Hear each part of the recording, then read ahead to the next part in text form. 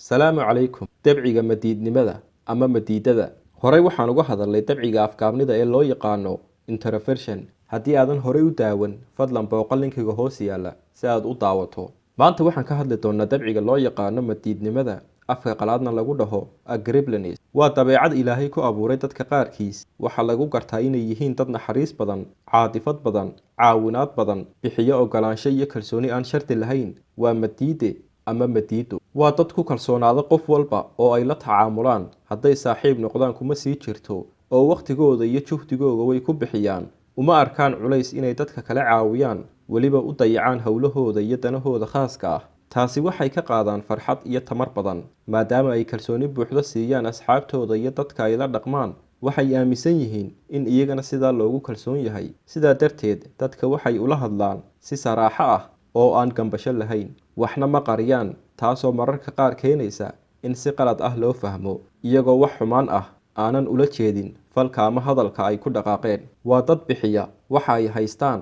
kamana fikiraan meesha ay ku bixinayaan iyo qaabka ay u bixinayaan. Waxay jecel yihiin inay asxaabtooda la qaybsadaan mushaharkooda iyo wixii dhaqaale soo gala. Waana dhaqan ay badanaa isku dagaalaan qoysaskooda, iyagoo u arka inay ummado kale u adeegaan ama shisheeye kalkaal ay yihiin, lacagtaasna uu isaga iyo iyaguba ay ka qatan yihiin. Dadka dabeecadan leh deeqsinimadu iyo caawintu kama aha istustus iyo ay arkay, maadaama aysan diidmo aqoonin oo ay iska ilaaliyaan wax walba oo isku dhac keenaya. Waxay diyaar u yihiin inay wax walba huraan si ay asxaab la-aan iyo qoys la-aan u noqon. Sidaa darteed, waxyaabo badan oo aan dan ugu jirin ayay sameeyaan, taasoo badanaa dib ugu soo laabata una keenta dhibaato badan.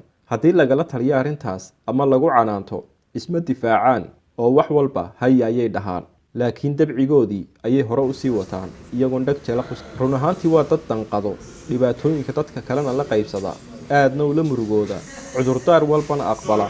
Cafintuna way u sahlan tahay haddii qalad laga galo. Ma ahan dad cuqdad ku abuuranto, kamana fikiraan inay daalan yihiin iyo inay hawl ku jiraan ama u socdaan wax looga baahdo. Wixii laga dalbada iyagoo faraxsan ayay sameeyaan. Waa dad ka dhex muuqda ololaha deeq ururinta, caawinta gurmadka iyo caawinta bulshada iskugu timaado xafladaha, aroosyada iyo meelaha kaleba.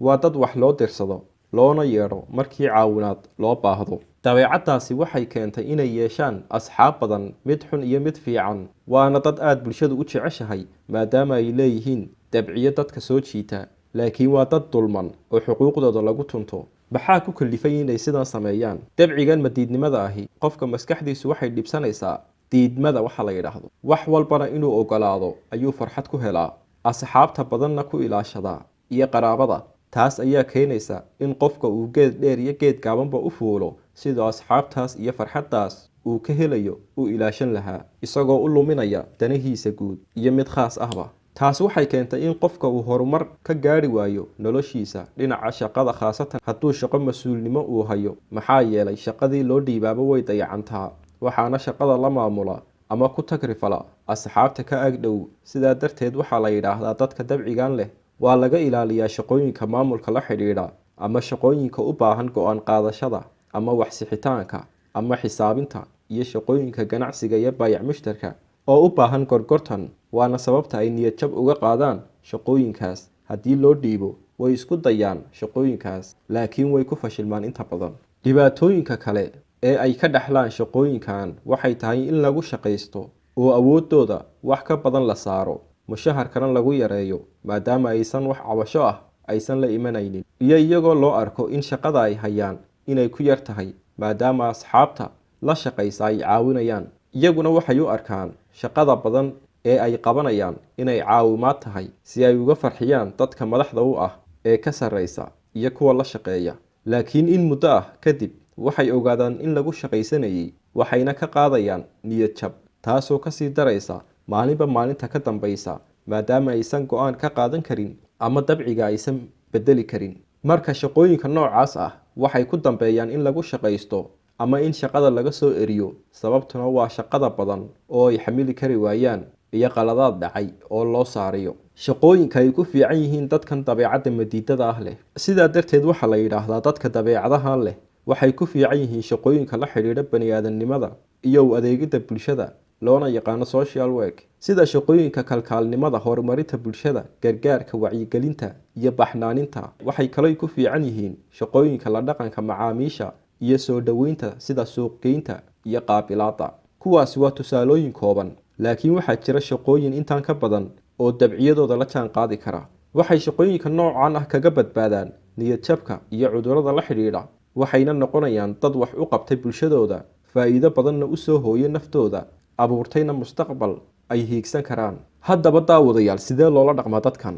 dadka dabeecadahan leh kama ahan ajar ku raadso ama naftaada iyo maalkaada u hur saaxiibada ilaahay dartii, ee waxay ka tahay dabeecad. sidaas ayay farxad ku dareemaan, kagana hortagaan in la naco ama saaxiib ay ku waayaan. sidaa darteed waa inaad iska ilaalisid in aad xaqooda cuntid ama aad ku danaysatid, taasoo si sahlan dembi kaaga soo raaci karo. ogow, dadkan ma ahan doqomo oo aqligu ku yaryahay, waa dad alla siiyey maskax fiican iyo aqli badan, laakiin dabcigooda ayaa ku xoog badan. sidaas ayayna ugu muuqdaan dad laga aqli badan yahay, maadaama dantooda aysan garanayn. marka qaabka aad ula dhaqmaysid iyo khaladaadka aad ka gelaysid wuu dareensan yahay qofkani, laakiin ma jecla inuu ka hadlo ama uu kaa diido si uusan qalbigaaga u dhaawicin, isagoo og inaad khiyaamo iyo shirqool aad la daba taagan tahay. isagu markasta waa kii qalbigiisu saafi yahay uun. maadaama naftoodu ay tahay waxa ugu dambeeya oo ay ka fikiraan, waxay u nugul yihiin cudurro badan oo ka dhasha daalka, hurdo la-aanta iyo welwelka. sidaa awgeed, hadduu xanuunsan yahay lagama yaabo inuu shaqo fasax ka qaato ama uu dhaho waan xanuunsanahay, ma qaban karo hawshan. marka iska ilaali fadlan xuquuqdooda dadkan. haddii aad leedahay saaxiib dabeecadahan leh, ku dadaal sidaad u xajisan lahayd, ugana ilaalin lahayd niyad jabka, isagana ilaalin lahayd xuquuqdiisa. sababtoo ah maanta dunida ma jiro qof intaa kuu samaynaya si bilaash ah. qofka dabcigan leh waxaa habboon inuu guursado qof ka dabci duwan, si guriga uusan uga dhumin dheelitirnaanta, carruurtuna u helaan tarbiyo dhexdhexaad ah. qofkaas dabeecaddiisa ma bedeli kara miyaa? dabciyada waxaa loo kala qaadaa laba. mid waad ku dhalatay, midna waad kasbatay. waxaadna ka ogaan kartaa dhaqanka iyo taariikhdiisii hore.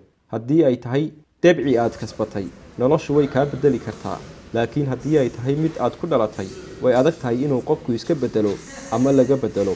waana sababta qoysaska qaar ay quus uga taagan yihiin dadka dabeecadahan leh. daawada, waad ku mahadsan tahay daawashadaada iyo dhegaysigaagaba. waxay noo sii socon doonaa taxanihii aynu dabeecadaha dadka ku falanqaynaynay. waa hubaal haddii aad dabeecadaha dadka aad baratid in aad qof kastaba aragtida koowaad aad ku qiimayn doontid